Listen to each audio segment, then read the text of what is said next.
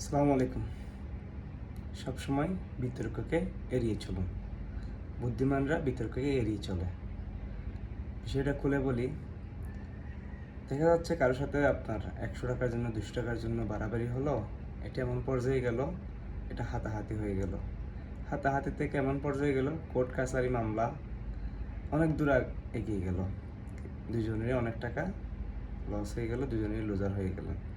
কিন্তু তখন যদি পুরো অ্যাক্টিভ থেকে আপনি সীমিত সময়ের জন্য হেরে গিয়ে হলো পিছনে চলে আসতে পারেন, পরবর্তীতে ওনাকে যাকে দিয়ে বোঝালে মনে হচ্ছে উনি বুঝবে, ওনাকে যদি তাকে দিয়ে বোঝানো যায়, এটা সমাধান করা যায়, তাহলে কি আপনার অনেকগুলো টাকাও বেঁচে যাবে, সম্মানও বেঁচে যাবে, আপনিও লুজার হবেন না, উনিও লুজার হবে না।